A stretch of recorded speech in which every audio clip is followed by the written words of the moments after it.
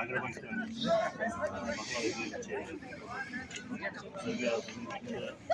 Nutranfo'da o'zimiz bank qilgan fuqarolar bo'yicha mablag' loyihasi bo'yicha birinchi qadam loyihasi bo'yicha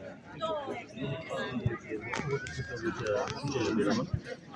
Hozirgi kunda bizda birinchi qadam bo'yicha 4 yil 6 yil bilan fuqarolarga o'zimizdan qilgan fuqarolarga oxirgi 2 oyda umuman ishsiz va o'zimizdan qilgan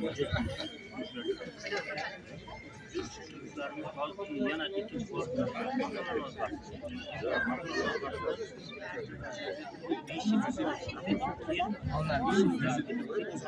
Arkadaş o kadar aytmaysiz.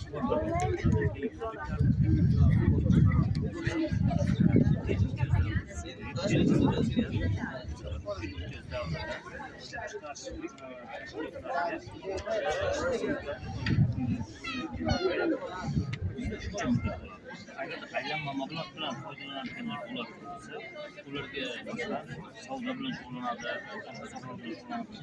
Yarim yil muddatga 6 oy imtiyozlar. Shu holatda bir narsani aytib ketaman. Xotin-qizlarga hozirgi kunda o'zgarish bo'ldi. 2% past stavkada ajratiladi. Masalan, birinchi qadam bilan mablag' loyihasi 25% bo'ladigan bo'lsa, o'shalar xotin-qizlarga ajratiladigan holatda 23% dan ajratiladi. Uzr boyagi 12 qaror foizini aytmadim, 20%. Ularda tumanlarga bo'lib chiqilgan, 20% ajratiladi. Xotin-qizlarga boyagi foiz o'sha kunga ta'sir qiladi.